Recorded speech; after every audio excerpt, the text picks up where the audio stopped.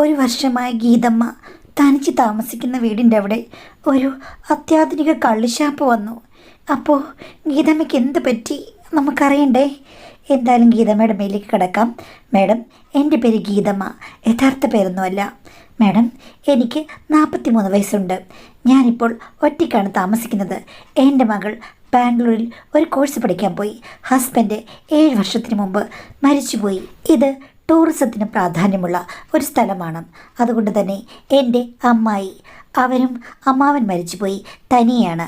മക്കളൊക്കെ വിദേശത്തുമാണ്. ഒരു home stay നടത്തുന്നുണ്ട്. 3 മുറികളാണ് അവിടെ ഉള്ളത്. എനിക്ക് അവിടുത്തെ പാചകത്തിൻ്റെ ചുമതലയാണ് തന്നിട്ടുള്ളത്. പക്ഷേ ഒരു കാര്യമുണ്ട്. അടുക്കള വശത്തൂടെ ഞാൻ ചെല്ലുക, എന്നിട്ട് പാചകമെല്ലാം ചെയ്യണം. അത് കഴിഞ്ഞ ശേഷം സെർവ് ചെയ്യുന്നതിന് അമ്മായിയും അവിടെ മറ്റൊരു പയ്യനുമുണ്ട്. എന്നെ ആ ഒരു പൂമുഖത്തേക്ക് വിളിക്കുകയില്ല. ഹോം സ്റ്റേയുടെ ഭാഗത്തേക്ക് ഞാൻ വന്നു പോകരുതെന്നാണ് അമ്മായി പറഞ്ഞത്. അതെന്താണെന്ന് ആദ്യം ചോദിച്ചു കഴിഞ്ഞപ്പോൾ അമ്മായി എന്നോട് പറഞ്ഞത്, നീ ഒരു സുന്ദരിയായ സ്ത്രീയാണ്, അതുമാത്രമല്ല വിധവയുമാണ്. ഇവിടെ പലതരം ഗസ്റ്റുകൾ വരും. അവരാരെങ്കിലും നിന്നോട് കൂടുതൽ അടുത്തു കഴിഞ്ഞാൽ എനിക്കും അതൊരു പേരുദോഷമാകുമെന്ന്. ഞാൻ ചോദിക്കും, അമ്മ എന്തിനാ അങ്ങനെ പറഞ്ഞത്? ഞാൻ ആരോട് അടുക്കാൻ പോകുന്നില്ല, ആരെന്നോട് അടുക്കാനാ എന്ന് പറഞ്ഞപ്പോൾ അമ്മ എന്നോട് പറയുകയാണ്, നിനക്കൊരു മദാലസ് ലുക്കാണ്. നിൻ്റെ ഭർത്താവുള്ളപ്പോൾ തന്നെ അവൻ പറയുമായിരുന്നു, ഏതാണുങ്ങൾ കണ്ടാലും നിന്നെ ഒന്ന് നോക്കുമെന്ന്. ഇപ്പോഴും നിനക്ക് ആ ലുക്കൊന്നും പോയിട്ടില്ല. കണ്ടു കഴിഞ്ഞാൽ ആണുങ്ങൾ ഒന്ന് മോഹിക്കും. അടങ്ങിയിരിക്കാമെന്ന് വിചാരിച്ചാലും ആണുങ്ങൾക്ക് നിന്നെ കണ്ടു കഴിഞ്ഞാൽ അടങ്ങിയിരിക്കാൻ പറ്റില്ലെന്ന് അമ്മായി പറഞ്ഞു. എന്താ അമ്മായി ഇങ്ങനെ പറഞ്ഞത്? എൻ്റെ ഭർത്താവുള്ളപ്പോൾ ഞാൻ എത്രയോ വർഷമായി അടങ്ങി ഒതുങ്ങി ജീവിക്കുകയായിരുന്നു എന്ന് പറഞ്ഞു കഴിഞ്ഞപ്പോഴേക്കും അമ്മായി പറഞ്ഞു, ആ നിൻ്റെ ഹസ്ബൻഡ് ഇല്ലല്ലോ, അതുകൊണ്ട് നീ ഒത്തിരി സൂക്ഷിക്കണം. എന്തായാലും അമ്മായിയുടെ ഈ പറച്ചിൽ ആദ്യ സമയത്ത് എനിക്കൊത്തിരി ദുഃഖമുണ്ടാക്കി. എങ്കിലും അവർ പറയുന്ന പോലെ പ്രവർത്തിച്ചു കഴിഞ്ഞാൽ നല്ല ക്യാഷ് കിട്ടും. അതുകൊണ്ട് അടുക്കള ഭാഗത്തോടെ എൻ്റെ വീടിൻ്റെ അവിടേക്ക് പോവുകയും വരികയൊക്കെ ചെയ്യാം. അതുകൊണ്ട് അമ്മായി പറഞ്ഞത് എന്നെ താഴ്ത്തി കിട്ടുന്ന സംസാരമാണെങ്കിലും ഞാനങ്ങ് അഡ്ജസ്റ്റ് ചെയ്തു. അതിൽ നല്ല വരുമാനമുണ്ട്. പിന്നെ നേരത്തെ 3 നേരത്തെ ഭക്ഷണവും ഞാൻ പാചകം ചെയ്യുമായിരുന്നു. ഇപ്പോൾ 2 നേരത്തെ ഭക്ഷണം മാത്രമേ ഉള്ളൂ. ഉച്ചയ്ക്കത്തെ ഭക്ഷണം ഷാപ്പിൽ നിന്നാണ്. അത് ഏകദേശം 1 വർഷമായി തുടങ്ങിയിട്ട്. എൻ്റെയും അമ്മായിയുടെയൊക്കെ വീടിരിക്കുന്ന വഴിയുടെ സൈഡിൽ തന്നെയാണ് പുതുതായിട്ട് അത് തുടങ്ങിയത്. അതിൻ്റെ വീഡിയോയും മറ്റും വ്ളോഗേഴ്സൊക്കെ വന്ന് റീൽസിൽ കൊടുത്തതിൽ പിന്നെ അവിടെ പെട്ടെന്ന് തിരക്കായി. അവിടെ ഉത്സവത്തിനെ പോലെ അലങ്കരിച്ച് രാത്രി വൈകിയും ആളുകൾ വരും. കുടുംബങ്ങളും അതേപോലെ ചെറുപ്പക്കാരും വലിയ പണക്കാരുമൊക്കെ വമ്പൻ വണ്ടിയിൽ അവിടെ വരാൻ തുടങ്ങി. ചിലപ്പോഴൊക്കെ വണ്ടികൾ ഞാൻ താമസിക്കുന്ന വീടിൻ്റെ സൈഡിലുള്ള റോഡിൽ വരെ വന്ന് പാർക്ക് ചെയ്യും. പിന്നെ അവിടെ അലയും വിളിയും ഒക്കെയുണ്ട്. ഒന്നും പറയാൻ പറ്റില്ലല്ലോ. പൊതുവെ ഇവിടെ ടൂറിസം ആയതുകൊണ്ട് ഇങ്ങനെയുള്ള കാര്യങ്ങൾ വേണമെങ്കിൽ നടക്കാം. അതൊക്കെ മുൻപ് ഊഹമുള്ളത് കൊണ്ട് ഒരു ശല്യമായിട്ട് ഒരിക്കലും നമുക്ക് കണക്കാക്കാൻ പറ്റില്ല. അതുകൊണ്ട് അഡ്ജസ്റ്റ് ചെയ്താണ് ഞാനും ജീവിച്ചത്. പിന്നെ മോൾ ഇവിടെ ഇല്ല, അതുകൊണ്ട് എനിക്ക് പേടിയുമില്ല. അവൾ ബാംഗ്ലൂരാണല്ലോ. ഞാൻ അവളോട് പറഞ്ഞപ്പോൾ അവൾ പറഞ്ഞു, എങ്കിൽ പിന്നെ നല്ല രസമായിരിക്കുമല്ലോ അമ്മേ, ഒത്തിരി ആൾക്കാർ വരുമെന്ന്. ഞാൻ പറഞ്ഞു, പെണ്ണേ, ചെറുപ്പക്കാരൊക്കെ വരുന്നത്. കള്ളൊക്കെ കുടിച്ചിട്ട് ഇവിടെ വന്ന് എന്തെങ്കിലും തോന്നിയാസം കാണിച്ചു കഴിഞ്ഞാൽ തൊട്ടാ പൊട്ടുന്ന പ്രായത്തിൽ നിൽക്കുകയാണ് നീ. എനിക്ക് പേടിയാ, നീ ഇവിടെ ഇല്ലാത്തതാണ് ഏറ്റവും നല്ലതെന്ന്. അപ്പോഴേക്കും അവൾ എന്നെ കളിയാക്കി ചിരിച്ചു. അമ്മേ, തൊട്ടാൽ പൊട്ടുന്ന പ്രായം അങ്ങനൊരു പ്രായമില്ല. ഏത് പ്രായത്തിൽ വേണമെങ്കിലും തൊട്ടാൽ പൊട്ടും. പിന്നെ ബാംഗ്ലൂർ ആ ഷാപ്പിൽ എത്ര പേര് വരും? ഇവിടെയാണെങ്കിൽ എന്തിനും എന്തോരോ ഓപ്ഷൻസാണ്. വഴിതെറ്റിപ്പോകുന്നവർക്ക് അങ്ങനെ പോകാം, നന്നായി ജീവിക്കേണ്ടവർക്ക് നന്നായി ജീവിക്കാം. അതിപ്പോൾ ബാംഗ്ലൂരാണെങ്കിലും ഷാപ്പിൻ്റെ അവിടെ ആണെങ്കിലും എന്ന് പറഞ്ഞ് അവൾ എന്നെ തിരുത്തി. നീ എൻ്റെ അമ്മയൊന്നും ചമേണ്ട എന്ന് പറഞ്ഞപ്പോഴേക്കും അവൾ പൊട്ടിച്ചിരിച്ചു. അമ്മേ, അമ്മ തനിയെ ജീവിക്കുമ്പോഴേക്കും കുറച്ച് ധൈര്യമൊക്കെ വേണം. അവിടെ ഇനിയും ആണുങ്ങൾ വരികയും ചെറുപ്പക്കാരെ വന്ന് ബഹളം വയ്ക്കുകയൊക്കെ ചെയ്യും. അമ്മായി വെറുതെ തമാശയ്ക്കായിരിക്കും പറഞ്ഞത്. അമ്മ സുന്ദരിയാണെന്നും മദാളസയാണെന്നും ഒക്കെ അവരെ ഒരു റിസ്ക് ഒഴിവാക്കി വിട്ടതാണ്. അത്രേ ഉള്ളൂ. അമ്മയെന്ന് ജാഗരൂകയായിരിക്കാൻ വേണ്ടി പറഞ്ഞതായിരിക്കും, അല്ലാതെ വേറൊന്നുമില്ല. ഞാൻ നോക്കിയിട്ട് അമ്മ വലിയ സുന്ദരിയൊന്നുമല്ല. ആണുങ്ങൾ കണ്ടാൽ ഉടനെയൊന്നും ചാടി വരില്ല. അതുകൊണ്ട് അമ്മ ധൈര്യത്തോടു കൂടി അവിടെ കിടന്നുറങ്ങാൻ പറഞ്ഞു. ഞാൻ പറഞ്ഞു, എനിക്ക് പേടിയായിട്ടൊന്നും നിന്നോട് പറഞ്ഞില്ല. ഇവിടെ ഷാപ്പ് തുടങ്ങിയെന്ന് പറഞ്ഞതേ ഉള്ളൂ, അല്ലാതെ എനിക്കാരെയും പേടിയൊന്നുമില്ല. ഏതവനെങ്കിലും ഇങ്ങോട്ട് വന്നു കഴിഞ്ഞാൽ എൻ്റെ തനി സ്വഭാവം അവനറിയുമെന്ന് പറഞ്ഞു. അവളെ പറഞ്ഞു, അറിയിക്കണം, അമ്മ ഒരു മിടുക്കിയാണ് എന്നൊക്കെ പറഞ്ഞ് അവളെന്നെ ഒത്തിരി ആശ്വസിപ്പിച്ചു. കാര്യം അവൾക്കറിയാം ഞാൻ തനിയാണ് താമസിക്കുന്നത്. എന്നെ കളിയാക്കിയെങ്കിലേ എനിക്കൊരു ആത്മവിശ്വാസം വരും. അതുകൊണ്ടായിരിക്കാം അവൾ അങ്ങനെ ചെയ്തതെന്ന് എനിക്ക് തോന്നുന്നു. ഒരു ദിവസം രാത്രി ഞാൻ കറണ്ട് പോയപ്പോൾ സിറ്റ് ഔട്ടിലിരിക്കുകയാണേ. പക്ഷേ ഷാപ്പിൽ നല്ല ദീപാലങ്കാരങ്ങളുണ്ട്. അതിൻ്റെ വെട്ടം ഇങ്ങോട്ട് അടിക്കുന്നുണ്ട്. അവിടെ പിന്നെ ജനറേറ്ററൊക്കെ ഉണ്ടല്ലോ, അതുകൊണ്ട് ഞാൻ കംഫർട്ടബിളായിട്ട് അവിടെ ഇരിക്കുകയാണ്. അപ്പോഴുണ്ട് ഒരു ചെക്കന് ഒരു കാറ് കൊണ്ടുവന്ന് നിർത്തിയിട്ട് എൻ്റെ സൈഡിലേക്ക് തന്നെ വന്ന് ഒന്നിന് പോന്നു. അവനെന്നെ കാണുമെന്ന് എനിക്കറിയില്ല. എന്തായാലും എനിക്ക് വ്യക്തമായിട്ട് പലതും കാണാമായിരുന്നു. ഇത്തിരി കഴിഞ്ഞപ്പോഴേക്കും കറണ്ട് വന്നു. അപ്പോഴേക്കും ചെക്കൻ അങ്ങ് പോയി കേട്ടോ. മോളപ്പോൾ രാത്രി വിളിച്ചു. അന്നേരം ഞാൻ പറഞ്ഞടി, ഇങ്ങനൊരു സംഭവം നടന്നടി, ഒരു ചെക്കൻ വന്ന് ദേ എൻ്റെ മുന്നിൽ നിന്ന് എന്ന് പറഞ്ഞപ്പോഴേക്കും അവൾ അവിടെ ഇരുന്ന് പൊട്ടിച്ചിരിച്ചു. എന്നാലും അമ്മ ജീവിതത്തിൽ ഇന്ന് വരെ കാണാത്ത കണിയല്ലേ കണ്ടത്. സാധാരണ വിഷുവിനോ 1-ാം തീയതിക്കൊക്കെയാണ് കണി വെക്കുന്നത്. ഇതിപ്പം രാത്രിയിലും അതും പാതിരാത്രി തന്നെ അമ്മയ്ക്ക് കണി കാണാനുള്ള ഭാഗ്യം കിട്ടിയല്ലോ എന്ന് പറഞ്ഞപ്പോൾ ഞാൻ അവളെ തെറി വിളിച്ചു. തോന്നിയസം പറയുന്നോടി, ഏതോ ഒരുത്തൻ പ്രത്യേകത കാണിച്ച് നിന്നോട് ഞാൻ പറഞ്ഞു കഴിഞ്ഞപ്പോഴേക്കും നീ എന്നെ കളിയാക്കിയാണോ കണി കാണിച്ചെന്ന് പറഞ്ഞിട്ട് അവൻ്റെ യഥാർത്ഥത്തിൽ അവൻ ഞാൻ ആരാണെന്നറിയില്ല. കറണ്ട് ഇല്ലായിരുന്നു. അപ്പോൾ അവൾ പറഞ്ഞു പിന്നെ കറണ്ട് ഉണ്ടായിരുന്നെങ്കിൽ അമ്മ അങ്ങോട്ട് പോയിട്ട് അവൻ എന്താ പറപ്പിക്കുമോ എന്ന് ചോദിച്ചു. എടീ, നിന്നോട് പറഞ്ഞിട്ട് യാതൊരു കാര്യമില്ല. വഴി തെറ്റി നടക്കാൻ ആഗ്രഹിക്കുന്നൊരു പെണ്ണാ നീ എന്ന് എനിക്ക് തോന്നിപ്പോൾ. നിന്നെ ബാംഗ്ലൂരിൽ പഠിക്കാൻ വിട്ടത് വലിയ അബദ്ധമായെന്ന് പറഞ്ഞു. അത് കേട്ടപ്പോഴും അവളെ ചിരിച്ചു. എന്തായാലും പറച്ചിലൊക്കെ കേട്ടിട്ട് അമ്മയാണ് വഴി തെറ്റാനുള്ള സാധ്യത എനിക്ക് തോന്നുന്നത്. ബാംഗ്ലൂർ വന്നിട്ട് ഇത്രയും നാളായി ഞാൻ ഇതുവരെ ഒരു കണിയും കണ്ടിട്ടില്ല. അഥവാ കണ്ടാലും എനിക്ക് പ്രത്യേകിച്ച് പ്രശ്നമൊന്നുമില്ല. പിന്നെ അമ്മ കണി കണ്ട് കാൽ വഴുതി കണിയുടെ മേളിലേക്ക് വീഴാതിരുന്നു കഴിഞ്ഞാൽ അമ്മയ്ക്ക് കൊള്ളാമെന്നും. എടീ, നിൻ്റെ നാക്ക് അവിടെ ചെന്ന് പിന്നെ കൂടിയിട്ടുണ്ട്. നീ പഠിക്കാൻ പോയത് എന്തിനാടി? നേഴ്സിങ്ങിനാണോ അതോ വേറെ വല്ലതിനും വന്നോ എന്ന് പറഞ്ഞ് ഞാൻ അവളെ വഴക്ക് പറഞ്ഞു. അപ്പോഴും അവൾ ചിരിച്ചു. അവൾക്ക് ഇവിടുന്ന് പോയതിനേക്കാൾ കൂടുതൽ പക്വത വന്നിട്ടുണ്ട് ഈ കാര്യത്തിൽ നിന്ന് എനിക്ക് തോന്നുന്നു. അല്ലെങ്കിൽ പണ്ടൊക്കെ എന്തെങ്കിലും പറഞ്ഞു കഴിഞ്ഞാൽ കുറച്ച് പേടിക്കുന്ന പെണ്ണായിരുന്നു. ഇപ്പോൾ അവൾക്ക് അങ്ങനെയൊന്നുമില്ല. അതുമാത്രമല്ല, കൂടുതൽ തുറന്നു പറച്ചിൽ ആയിരിക്കുന്നു. എന്നിട്ടവൾ കൂട്ടിച്ചേർത്തു, അമ്മ ഒറ്റയ്ക്ക് താമസിക്കുന്ന ഒരു മതാലസ. എന്താടി നീ പറഞ്ഞത്? അല്ല, അമ്മ എങ്ങനെയല്ലേ പറഞ്ഞത്? അമ്മ ഒറ്റയ്ക്ക് താമസിക്കുന്ന ഒരു പതിവ്രത. അമ്മയ്ക്ക് ഇടയ്ക്ക് കണിയൊന്ന് കാണാം, കണിയൊന്ന് നോക്കാം, കണിയൊന്ന് കൊള്ളാം. എന്താ പ്രശ്നം? ആരും അറിയില്ലെന്നേ. എന്ത് നല്ല ചെക്കന്മാരായിരിക്കും വരുന്നത് ഇപ്പോഴത്തെ കാലത്ത്. നല്ല സൂപ്പർ ചെക്കന്മാർ. ഇങ്ങനെയൊക്കെയുള്ള ഷാപ്പും മറ്റു ട്രെൻഡും ഫുഡൊക്കെ എക്സ്പ്ലോർ ചെയ്യാൻ വേണ്ടി വരുന്നുണ്ട്. അമ്മ എന്തിനാണ് ഇങ്ങനെ വെറുതെ പഴയ കാലത്തേക്ക് സഞ്ചരിക്കുന്നത്? പുതിയ കാലത്തേക്ക് അങ്ങ് പോവുക. അമ്മ അവസരം കിട്ടിക്കഴിഞ്ഞാൽ ഒരു കാര്യം ചെയ്യൂ, കണ്ണടച്ച് പാലങ്ങ് കുടിക്കൂ. ഒരു പ്രശ്നവുമില്ല. എനിക്ക് ഫുൾ സപ്പോർട്ടാണ് അമ്മയോട്. കാരണം ഇങ്ങനൊന്നും സ്ത്രീകൾ പഴയ കാലത്തെ പോലെ ജീവിച്ചിട്ട് കാര്യമില്ല. ജീവിതം എൻജോയ് ചെയ്യണം. എടീ, നീ അവിടെ എന്തൊക്കെ ഉടായ്പ കാണിക്കുന്നുണ്ട്. അമ്മേ, ഉടായ്പ കാണിച്ചാലും ഒരിക്കലും അബദ്ധം പറ്റി അമ്മയുടെ മുന്നിൽ വന്നിട്ട് അയ്യോ എനിക്കിത് സംഭവിച്ചേ, അമ്മ ഒന്ന് നേരെയാക്കി തരാൻ ഞാൻ പറയില്ല. എൻ്റെ കാര്യങ്ങൾ ഞാൻ മാനേജ് ചെയ്യും.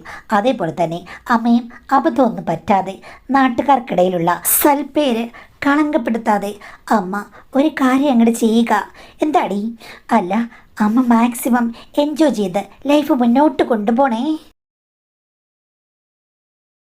എടീ, നീ എന്നെ വഴിതെറ്റിക്കാനുള്ള ലക്ഷ്യമാണോ അതോ എന്നെ പരീക്ഷിക്കാൻ വേണ്ടിയാണോ? അമ്മായിയുടെ കൂടെ ചേർന്ന് നിനക്ക് വലിയ പ്ലാനും പദ്ധതിയും ഉണ്ടോ? അപ്പം അമ്മായിക്ക് എന്തെങ്കിലും പ്ലാനും പദ്ധതി ഉണ്ടോ അമ്മേ? അവർക്ക് എന്നോട് അസൂയ മോളെ. ഗസ്റ്റിൻ്റെ അടുത്തേക്ക് ഞാൻ ചെല്ലില്ലെന്ന് പറയും. ചെന്ന് കഴിഞ്ഞാൽ ഗസ്റ്റ് എന്നെ കണ്ട് മോഹിക്കുമത്രേ. അത് കേട്ടപ്പോൾ അവൾ ചിരിച്ചു. പിന്നെ അത്രയ്ക്കൊന്നും സൗന്ദര്യം അമ്മയ്ക്കില്ല. ഒരു കാര്യം ചെയ്യ്, അവരുടെ ഗസ്റ്റിൻ്റെ അടുത്ത് അമ്മ പോകണ്ട. ഇനിയിപ്പോൾ ആരെങ്കിലും കണ്ണ് കാണിക്കാൻ വരികയാണെങ്കിൽ അമ്മ ആ വെട്ടത്തേക്കൊന്ന് മാറി നിൽക്ക്. അപ്പോൾ അമ്മയെ കണ്ടിട്ടവർ രാത്രി യക്ഷിയോ മറ്റോ ആണെന്ന് കരുതി ഓടിപ്പോയിക്കോളും എന്ന് പറഞ്ഞു. എടീ, അത്രയ്ക്ക് മോശമാണോ ഞാൻ? അമ്മയ്ക്ക് ഇഷ്ടമുള്ളതുപോലെ അമ്മയും ജീവിക്കൂ. അച്ഛൻ മരിച്ചു പോയില്ലേ, ഇനിയിപ്പം ആരെ നോക്കിയിരിക്കാനാണ്? പിന്നെ ഒരു കാര്യം ശ്രദ്ധിക്കണം, അബദ്ധങ്ങളൊന്നും ഉണ്ടാക്കരുതേ. ഒരു മോളേ ഉള്ളൂ. അത് കഴിഞ്ഞിട്ട് കുട്ടികളൊന്നും ഉണ്ടായിട്ടുമില്ല. അമ്മയ്ക്ക് സ്റ്റോപ്പ് വല്ലതും ചെയ്തായിരുന്നോ? അതെനിക്കറിയില്ല, ഇതുവരെ ഞാൻ ചോദിച്ചിട്ടുമില്ല. ഇപ്പോൾ നേഴ്സാകാൻ പഠിക്കുന്നതുകൊണ്ട് എനിക്ക് ചോദിക്കാമല്ലോ. അപ്പോൾ ഞാൻ പറഞ്ഞു സ്റ്റോപ്പ് ചെയ്തിട്ടുണ്ടോ എന്ന് എനിക്കറിയില്ല. അതെന്താ അറിയാത്തത്? അമ്മ മയക്കത്തിലായിരുന്നു. അത് പോട്ടെ, രണ്ടാമതൊരു കുട്ടി ഉണ്ടാകാത്തത് എന്തുകൊണ്ടാണ്? അച്ഛൻ്റെ എന്തെങ്കിലും കുഴപ്പം കൊണ്ടായിരുന്നോ? എന്തൊക്കെയാണ് നീ പറഞ്ഞത്? അല്ല, ഞാനങ്ങ് ചോദിക്കുകയാണ്. എന്തായാലും ഇതൊക്കെ ചോദിക്കാനുള്ള ഒരു പഠിപ്പ് എനിക്കിപ്പോൾ ആകുന്നുണ്ടല്ലോ. എനിക്കറിയില്ല അങ്ങനെ കുഴപ്പമുണ്ടോയെന്നും. രണ്ടാമത് കുട്ടികളുണ്ടായില്ല, അത്രയേ ഉള്ളൂ. ഞാൻ അങ്ങോട്ട് ചോദിച്ചില്ല.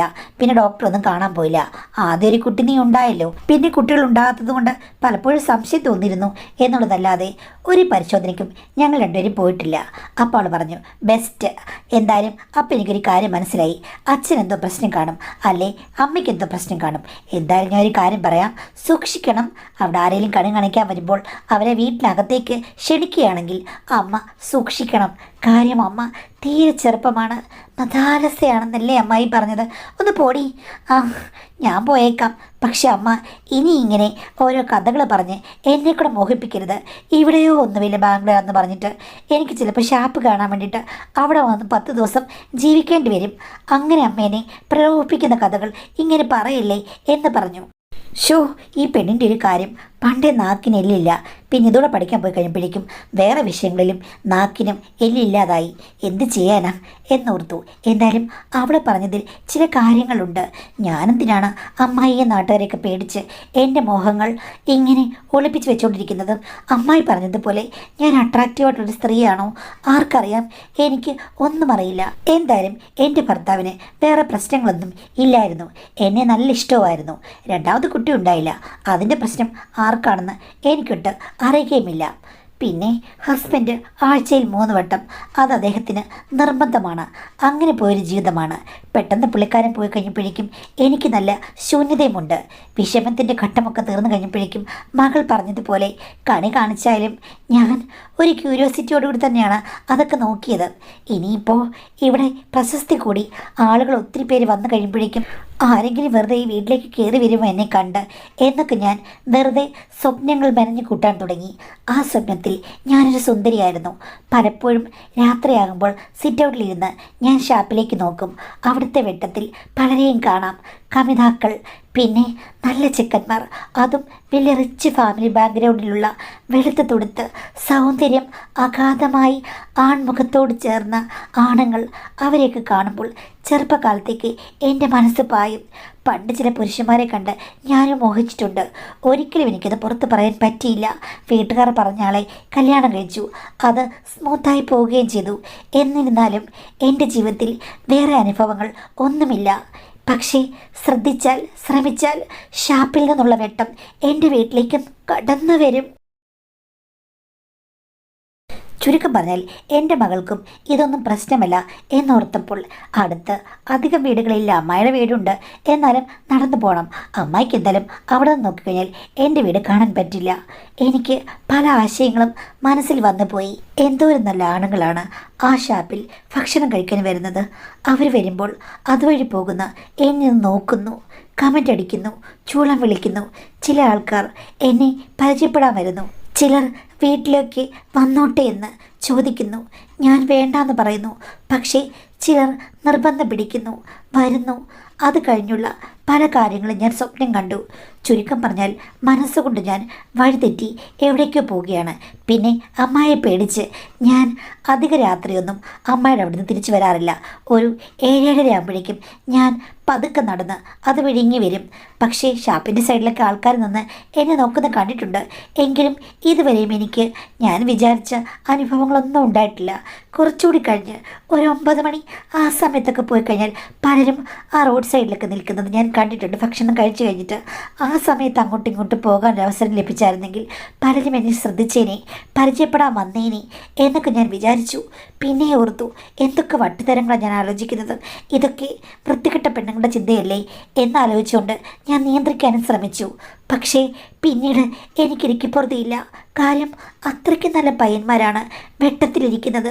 ദൂരെ ഇരിക്കുന്നുണ്ട്, എനിക്ക് വ്യക്തമായിട്ട് കാണാം. ഒരു വട്ടം രാത്രിയിൽ ഞാൻ ആ ഭാഗത്തേക്ക് നോക്കിയപ്പോൾ ഷാപ്പിൻ്റെ എൻട്രൻസിൽ നല്ലൊരാൾക്കൂട്ടം അവിടെ സെൽഫി എടുക്കുന്നു, ഫോട്ടോ എടുക്കുന്നു. ആരോ സെലിബ്രിറ്റികൾ വന്നിട്ടുണ്ടെന്ന് എനിക്ക് തോന്നി.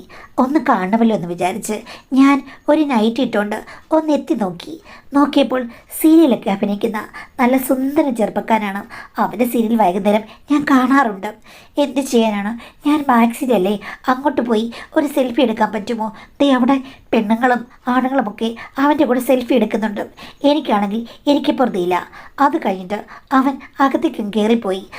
ഭക്ഷണം കഴിച്ചിട്ട് ഇനിയിപ്പോൾ കുറച്ച് സമയം കഴിഞ്ഞിട്ടല്ലേ ഇറങ്ങിയുള്ളൂ. ഒന്ന് പോയായിരുന്നെങ്കിൽ ഒരു സെൽഫി ഒന്നെടുക്കാമായിരുന്നു. ഞാൻ ഉടനെ അമ്മായി വിളിച്ച് കാര്യങ്ങൾ പറഞ്ഞു. അമ്മായി ഉടനെ, ആഹാ ആണോടി, എങ്കിൽ ഒരു കാര്യം ചെയ്യ്, സാരിയൊക്കെ എടുത്തെടുത്തിട്ട് വാ, ഞാനും അങ്ങോട്ടേക്ക് വരാം. എനിക്ക് അവനെ ഒത്തിരി ഇഷ്ടമാണ്. ഒരു സെൽഫിയോ ഫോട്ടോയൊക്കെ എടുത്തു കഴിഞ്ഞാൽ നമ്മുടെ ഹോം സ്റ്റേയിൽ ഒന്ന് ഫ്രെയിം ചെയ്ത് വെക്കാം. അത് ഒരു ഗുണമാകും. ബിസിനസ് മാത്രമേ ഇവരുടെ ചിന്തയിലുള്ളൂ. എന്തെങ്കിലും ആട്ടെ, വന്നു കഴിഞ്ഞാൽ എനിക്കൊരു പെൺകുട്ട് എന്ന് വിചാരിച്ച് ഞാൻ പെട്ടെന്ന് സാരി എടുത്തു കൊടുത്തു. അമ്മായിയും വരുന്നെന്ന് പറഞ്ഞപ്പോഴേക്കും ഞാൻ റോഡ് സൈഡിലേക്ക് ഇറങ്ങി നിന്നു. അമ്മായി അവിടുന്ന് വരുന്നു. അങ്ങനെ ഞാനും അമ്മായിയും കൂടെ ഷാപ്പിനകത്തേക്ക് ചെന്നു.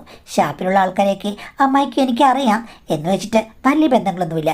അമ്മായിക്കാണെങ്കിൽ അവരോടൊക്കെ ഭയങ്കര അടുപ്പാണ്. എനിക്കത്ര അടുപ്പമില്ല. കാര്യം അവരോട് അടുക്കാൻ പോയി കഴിഞ്ഞാൽ അമ്മായി പറയും ഞാൻ മസാല ദോശ ചുടുവെന്ന്. അതുകൊണ്ട് ഞാൻ അങ്ങ് അടങ്ങി നിന്നു. അമ്മായി കണ്ടപ്പോൾ അവിടുത്തെ മെയിൻ പാചകക്കാരൻ വന്നിട്ട്, അല്ല ചേച്ചി, എന്തുണ്ട് വിശേഷം? എന്താ രാത്രിയിൽ? അല്ല, ഇവിടെ ഒരു സീരിയൽ നടൻ വന്നെന്ന് പറഞ്ഞു കേട്ടല്ലോ. അവർ കഴിക്കുന്നുണ്ട്, ഒരു 10 മിനിറ്റ്. എന്താ ഫോട്ടോ എടുക്കാൻ വന്നതാണോ എന്ന് ചോദിച്ചു. അമ്മായി പറഞ്ഞാൽ എനിക്ക് ആ പയ്യനെ വലിയ ഇഷ്ടമാണെന്ന്. അതിനെന്താ, ഞങ്ങളുമായിട്ടൊക്കെ നല്ല കമ്പനിയാണ്. അവർ കഴിച്ചു കഴിയുമ്പോഴേക്കും പറയാം ഇവിടോട്ടിരിക്കുമെന്ന് പറഞ്ഞിട്ട് അവിടെ പുറത്ത് ബെഞ്ചൊക്കെ ഇട്ടിട്ടുണ്ട്, അവിടെ ഇരിക്കാൻ പറഞ്ഞു. അങ്ങനെ ഞാൻ അവിടെ ഇരുന്നു. ഞാൻ നോക്കിക്കഴിഞ്ഞപ്പോഴേക്കും സാമാന്യം നല്ല തിരക്കുണ്ട്. പെൺകുട്ടികളുമുണ്ട്, ആൺകുട്ടികളുമുണ്ട്. എല്ലാം നല്ല സൂപ്പർ സുന്ദരന്മാരാണല്ലോ എന്നോർത്തിരുന്നപ്പോൾ ചില ചെക്കന്മാരൊക്കെ എന്നെ അടിപിടി നോക്കുന്നു. അമ്മായി പിന്നെ ആരും നോക്കുന്നില്ല. അമ്മായി ഒട്ടും ശ്രദ്ധിക്കുന്നില്ല. പക്ഷേ എന്നെ ആളുകൾ നോക്കുന്നുണ്ട്. ഇനിയിപ്പം രാത്രി അവിടെ പോയിരിക്കുന്ന ഒരു മദാലസ എന്നുള്ള രീതിയിലായിരിക്കുമോ എന്നെ നോക്കുന്നത്? ഒരു ചെക്കൻ എന്നെ പുഞ്ചിരിച്ച് കാണിച്ചു. അവനെ നിരാശപ്പെടുത്തണ്ടല്ലോ എന്ന് കരുതി ഞാനും ചിരിച്ചു കാണിച്ചു. എന്നാൽ പിന്നീട് പലരും വന്ന് എന്നെ കണ്ട് പുഞ്ചിരിച്ചു. ഞാൻ ചിരിച്ചു കാണിച്ചു. ചില ആൾക്കാർ അർത്ഥം വെച്ച് ചിരിക്കുന്ന പോലെ എനിക്ക് തോന്നി. എന്തായാലും ആളുകൾക്ക് എന്നെ ഇഷ്ടമാണെന്ന് അമ്മായി പറഞ്ഞത് അത് കറക്റ്റാണെന്ന് എനിക്ക് തോന്നി. സാരിയിൽ ഞാൻ സുന്ദരിയാണോ? എനിക്കൊരു കോൺഫിഡൻസ് തോന്നി. അങ്ങനെ നടൻ്റെ ഒപ്പം സെൽഫിയും ഫോട്ടോയും ഒക്കെ എടുത്ത് ഞങ്ങൾ പുറത്തിറങ്ങി. അമ്മായി പറഞ്ഞു, പെട്ടെന്ന് നീ വീട്ടിൽ പോ, ഇവിടെ നിന്ന് ആണുങ്ങൾ കൂടുതലാണെന്ന് പറഞ്ഞു. ഞാൻ അമ്മായി അനുസരിച്ച് അങ്ങ് പോയി. അവരാണല്ലോ എൻ്റെ സദാചാരത്തിന് കാവൽക്കാരി. ഞാൻ വീട്ടിലേക്ക് നടന്നു. ധൃതി പിടിച്ചാണ് നടന്നത്. അമ്മായി എന്ത് വിചാരിക്കുന്നോർത്ത് നടന്നു. അപ്പോഴാണ് അവിടെ ഒരു കമ്പ് കിടന്നത്. പെട്ടെന്നത് ചെരുപ്പിനിടയിൽ കൂടി എൻ്റെ കാലിലേക്ക് വന്ന് കൊണ്ടുകയറി. ആദ്യം ഞാൻ പേടിച്ചു പോയി. പിന്നെ മൊബൈലിൽ ടോർച്ചടിച്ച് നോക്കിയപ്പോഴാണ് സമാധാനമായത്. എങ്കിലും നല്ലൊരു മുറിവുണ്ട്. ഞാൻ വീട്ടിൽ ചെന്ന് മുറിവ് കഴുകി. എന്നാലും നല്ല നീളം മുറിവാണ്. എങ്ങനെ പറ്റിയെന്നറിയില്ല. നടന്നപ്പോൾ പറ്റിയതായിരിക്കും. പക്ഷേ മരുന്ന് വെക്കാനോ വെച്ച് കെട്ടാനോ നോക്കി കഴിഞ്ഞപ്പോഴേക്കും ഒന്നും കാണുന്നില്ല. എല്ലാം കാലി. ഇവിടെ അങ്ങനെ വാങ്ങിച്ച് വെക്കാറുമില്ല. എന്തായാലും അമ്മയുടെ അവിടെ കാണും. കാര്യം ഫസ്റ്റ് എയ്ഡൊക്കെ ഹോം സ്റ്റേയിലുണ്ടല്ലോ. അമ്മായി ഞാൻ വിളിച്ചു. 5 കോൾ വിളിച്ചിട്ടും അമ്മായി എടുക്കുന്നതേ ഇല്ല. ഇനിയിപ്പോൾ കിടന്നുറങ്ങിക്കാണുമോ? അവരുറങ്ങാനൊന്നും സമയമായിട്ടില്ല. അവിടെ ഗസ്റ്റൊക്കെ ഉള്ളതല്ലേ. എന്തായാലും അങ്ങോട്ടേക്ക് പോകാം എന്ന് വിചാരിച്ച് ഞാൻ ഇറങ്ങി അതേ വേഷത്തിൽ അങ്ങോട്ട് നടന്നു. ചില ആൺകുട്ടികൾ എന്നെ നോക്കുന്നത് കണ്ടു. എന്നാലും മുറിവിൻ്റെ വേദന ഉള്ളതുകൊണ്ട് ഞാൻ അധികം ശ്രദ്ധിച്ചില്ല. ഞാൻ പുറകിൽ കൂടി എപ്പോഴും ചെല്ലുന്ന പോലെ അവിടെ ചെന്ന് അടുക്കളയിലേക്കും കയറി മാടം. പക്ഷേ കണ്ട കാഴ്ച ഞെട്ടിക്കുന്നതായിരുന്നു. അവിടെ ഏതോ ഒരു ഗസ്റ്റ് വന്നിട്ടുണ്ട്. അയാളാണെങ്കിൽ അടുക്കളയിൽ പുറംതിരിഞ്ഞു നിന്ന് പാചകം ചെയ്യുന്ന അമ്മയുടെ പുറകിൽ നിൽക്കുകയാണ്. അയാൾ പോപ്പോ അടിക്കുന്നത് കണ്ട് ഞാൻ ഞെട്ടിപ്പോയി. അതുമാത്രമല്ല, വേറെ ചില കാര്യങ്ങളും ഞാൻ എൻ്റെ കണ്ണുകൊണ്ട് കണ്ടു. അമ്മ ഇതൊക്കെ ആസ്വദിക്കുന്നുണ്ട്. കുറുകയും ഞെരുങ്ങയും ഒക്കെ ചെയ്യുന്നു. ഇപ്പം വേണ്ട, ഇത്തിരിയുടെ ഒരു രാത്രിയാകട്ടെ പ്ലീസ്, ഞാനിപ്പോൾ ഇത് പാചകം ചെയ്ത് കൊണ്ട് തരാം എന്നൊക്കെ പറയുന്നു. അപ്പോൾ എന്തൊക്കെയുടെ പണ്ട് നടക്കാറുണ്ട്. ഗസ്റ്റ് എന്ന് പറഞ്ഞു വരുന്നത് അമ്മായിയുടെ ഫാൻസൊക്കെ ആയിരുന്നു. അമ്മായി ഇവിടെ ഹോം സ്റ്റേ അങ്ങ് നടത്തുകയായിരുന്നെന്ന് എനിക്ക് മനസ്സിലായി. അവർ വലിയ സുന്ദരിയല്ല. ഇക്കാലത്ത് സൗന്ദര്യമൊന്നൊരു കാര്യമില്ല. അമ്മായി വെളുത്ത് തുടുത്തൊക്കെ ഇരിക്കുകയാണ്. അത് മതി. കൊള്ളാം. എന്നെ എന്നിട്ട് സദാചാരത്തിൻ്റെ പേര് പറഞ്ഞ് ഇവർ പേടിപ്പിക്കുകയാണ്. ഞാൻ പെട്ടെന്ന് തന്നെ ശബ്ദം ഉണ്ടാക്കിക്കൊണ്ട് വാതിൽ തള്ളി തുറന്ന് അങ്ങ് കയറി ചെന്നു. അമ്മായിയും അയാളും അന്താളിച്ചു പോയി. രണ്ടുപേരും ഞെട്ടി പിരിഞ്ഞു. പക്ഷേ ഞാനെല്ലാം കണ്ടെന്ന് അമ്മായിക്ക് മനസ്സിലായി. അമ്മായി ആ സിറ്റുവേഷൻ മാനേജ് ചെയ്തു. അയാൾ തിരിച്ചു നടന്ന് പെട്ടെന്ന് പോവുകയും ചെയ്തു. അമ്മായി പറയുകയാണ്, പുള്ളിക്ക് ശംഖുപുഷ്പത്തിൻ്റെ തീ വേണമെന്ന് പറഞ്ഞു. ശംഖുപുഷ്പമൊക്കെ ഞാൻ കണ്ടു. ടീ ഉണ്ടാക്കിയോ? കൊടുത്തോ? ഞാൻ കൊടുക്കാൻ പോവുകയാണ്. ആ കൊടുത്തിട്ട് വാ, എനിക്ക് ചില കാര്യങ്ങൾ സംസാരിക്കാനുണ്ടെന്ന് പറഞ്ഞു. തിരിച്ചു വന്നപ്പോൾ ഞാൻ ചോദിച്ചു, നിങ്ങൾ എന്തിനാണ് 24 മണിക്കൂറും എൻ്റെ പുറകെ നടന്ന്? ഞാൻ മതാലസയാണ്, ആണുങ്ങൾ എന്നെ കണ്ടു കഴിഞ്ഞാൽ പേടിക്കുന്നു പറഞ്ഞ് മുൻവശത്തേക്ക് ഞാൻ വരരുത്. മുൻവശത്ത് വന്നു കഴിഞ്ഞാൽ നിങ്ങളുടെ മുന്നാമ്പുറം പിന്നാമ്പുറം വരെ എനിക്ക് മനസ്സിലാക്കും. അതല്ലേ ഇപ്പം ഞാൻ കയ്യോടെ എല്ലാം കണ്ടു. അത് മാത്രമല്ല, അത് ഞാൻ പകർത്തി വീഡിയോയിലും ആക്കിയിട്ടുണ്ട്. നിങ്ങളുടെ ഒരു സദാചാരവും ഇനി നടക്കില്ല. എന്നെ നിയന്ത്രിക്കാൻ വന്നു കഴിഞ്ഞാൽ ഈ വീഡിയോ ഞാൻ എല്ലാവരെയും കാണിക്കും എന്ന് പറഞ്ഞു. അതോടുകൂടി അമ്മായി എന്നോട് സോറി മോളേടി. ഞാൻ പറഞ്ഞു ശരി, ഓക്കെ, പണ്ട് മുതലേ ഇങ്ങനെയാണോ? അത് പിന്നെ ഭർത്താവ് മരിച്ചു പോതിൽ പിന്നെ ഈ ഒരു ഹോം സ്റ്റേയുടെ വരുമാനം മാത്രമല്ല മോളെ, വരുന്നവരെ ഞാനും ഒരു നോക്കൊന്ന് കാണും. അതിൻ്റെ വരുമാനം എനിക്കുണ്ട്. അത് കൊള്ളാം. നിങ്ങൾ റിച്ചായിട്ട് വരുന്നു, ഞാനാണെങ്കിൽ ഇവിടെ വന്ന് വെച്ച് കഴുകി നിങ്ങൾക്ക് തന്നിട്ട് പോണമില്ലേ? അത് നടക്കില്ല എന്ന് പറഞ്ഞ് ഞാൻ വഴക്കുണ്ടാക്കി. എന്നെ കണ്ടു കഴിഞ്ഞാൽ അമ്മായിയുടെ അവിടെ വരുന്ന ആളുകളെല്ലാം എന്നിലേക്ക് ആകർഷിക്കപ്പെടും. അമ്മായിയുടെ പണവും മറ്റ് പല സൗകര്യങ്ങളും എന്നിലേക്ക് വരുമെന്ന് ഭയന്നാണ് എന്നെ സദാചാരത്തിൻ്റെ പേരിൽ തളച്ചിട്ടതെന്ന് അമ്മായി തന്നെ സമ്മതിച്ചു. ഞാൻ പറഞ്ഞു, ഇനിയൊന്നും നടക്കില്ല. എൻ്റെ മകൾ തന്നെ എനിക്ക് അനുവാദം തന്നിട്ടുണ്ട്. ഞാനിനി ഊയലാടോ എന്ന് പറഞ്ഞപ്പോൾ അമ്മായി പറഞ്ഞു, എങ്കിൽ പിന്നെ നമുക്കൊന്നിച്ച് നിൽക്കാം മോളെ എന്ന്. ഇതുവരെ ഇല്ലാത്ത സ്നേഹപ്രകടനങ്ങൾ അമ്മായി പുറത്തെടുത്തു.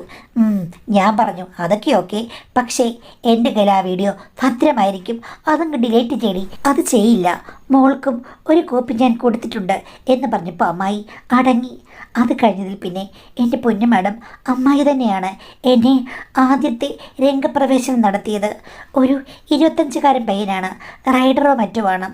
അവൻ വന്ന് അവിടെ താമസിച്ച് കഴിഞ്ഞപ്പോഴേക്കും അവന് അത്യാവശ്യമുണ്ടെന്ന് അമ്മായിയോട് പറഞ്ഞു. അമ്മായി അന്ന് കെട്ടിയൊരുങ്ങി നൃത്തം ചെയ്യാമെന്നാണ് വിചാരിച്ചത്. പക്ഷേ ആ അവസരം അമ്മായി എനിക്ക് തന്നു. മോളെ നീ പോയിട്ട് വരുമെന്ന് പറഞ്ഞ് ആശീർവദിച്ച് വിട്ടു. ചെക്കനെ എന്നെ കണ്ടപ്പോഴേക്കും ആകെ ഒരു ഭ്രമം. ഞാൻ സുന്ദരിയാണെന്നും ഗന്ധർവ കന്യയാണെന്നും വരെ അവൻ എന്നെ വല്ലാതെ പുകഴ്ത്തി. അതെനിക്ക് ആശ്വാസവും ആവേശവുമായിരുന്നു. പിന്നെ ഞാനൊന്നും നോക്കിയില്ല. വർഷങ്ങളായി കെട്ടി നിൽക്കുന്ന തേൻതുള്ളികൾ പൊഴിച്ചുകൊണ്ട് ഇരുണ്ടുമൂടിയ കറുത്ത വാനത്ത് മേഘങ്ങൾ തമ്മിൽ കൂട്ടിമുട്ടി ഇടിയും മിന്നലുമുണ്ടായി. കനമഴയെന്ന് പൊഴിഞ്ഞൊഴുകി നിൽക്കാത്ത വസന്തരാവുകളായിരുന്നു അത്. ചുരുക്കം പറഞ്ഞാൽ എൻ്റെ തുടക്കം മാത്രമായിരുന്നു അത്. പിന്നെ ഷാപ്പിൽ വരുന്ന പല ആൾക്കാരുമായിട്ടും അമ്മായിക്ക് ടൈപ്പ് ഉണ്ടായിരുന്നു. അതെല്ലാം പാതിയും അമ്മായി എന്നിൽ കൈമാറി. പിന്നെ ഞാൻ എൻ്റെ വീട്ടിൽ രാത്രി വിശ്രമിക്കും. അമ്മായി എല്ലാം അറേഞ്ച് ചെയ്ത് അങ്ങോട്ട് പറഞ്ഞു വിടും. മാഡം, ഒന്നേ ഞാൻ കൊതിച്ചുള്ളൂ. ഇപ്പോൾ സൗന്ദര്യമുള്ള ധാരാളം ഫ്രണ്ട്സ്, ധാരാളം ചെക്കന്മാർ, അവരെല്ലാം അമ്മായി പറഞ്ഞതുപോലെ എൻ്റെ ആരാധകരാണ്. എനിക്ക് ഓരോ ദിവസവും ആവേശം കൂടിക്കൂടി വരികയാണ്. വരുമാനവും സത്യം പറഞ്ഞാൽ വളരെ സന്തോഷമായ സ്റ്റേജിലാണ്. മകളോട് ഞാൻ എല്ലാം പറഞ്ഞപ്പോൾ അവൾ പറഞ്ഞു, അമ്മയുടെ കാര്യം നോക്കിക്കോ, ഒരു പ്രശ്നവുമില്ല, സമ്പത്ത് എങ്ങനെ വേണമെങ്കിലും ഉണ്ടാക്കിക്കോ എന്ന് അവൾ എന്നോട് പറഞ്ഞു. മാഡം, അത്രയും നല്ല വിശാല മനസ്സുള്ളൊരു പെൺകുട്ടി വേറെ ഉണ്ടാകുമോ എന്ന് എനിക്കറിയില്ല. അവൾ എന്നെപ്പോലെ ഉടായ്പാണോന്നും എനിക്കറിയില്ല. ആണെങ്കിലും അവൾക്ക് 4 കാലിൽ നിൽക്കാനറിയാം. ഇതാണ് എൻ്റെ സിറ്റുവേഷൻസ്. പക്ഷേ ഒരു കാര്യമുണ്ട്, ഒന്നിനും എനിക്ക് ഒരു നിയന്ത്രണമില്ല. അതുമാത്രമല്ല, പണ്ട് ഞാൻ സ്റ്റോപ്പ് ചെയ്തല്ലെന്നല്ലേ പറഞ്ഞത്.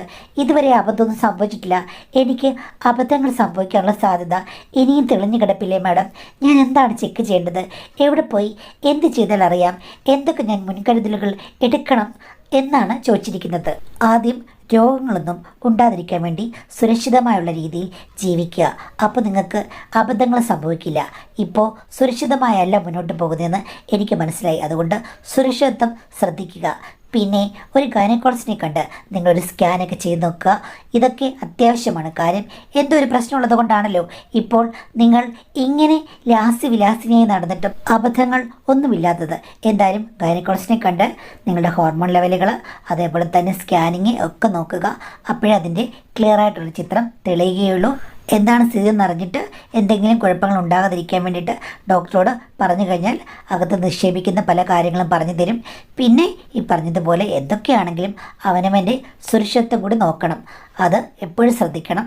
ഇതെല്ലാം ഒരു ഗൈനക്കോളജിസ്റ്റിനടുത്ത് പോയി കഴിഞ്ഞാൽ ശരിയാകും. അങ്ങനെ നിങ്ങൾ അഭിപ്രായം ആരാഞ്ഞ് മുന്നോട്ട് പോകുക, അതേ പറയാൻ പറ്റുന്നുള്ളൂ.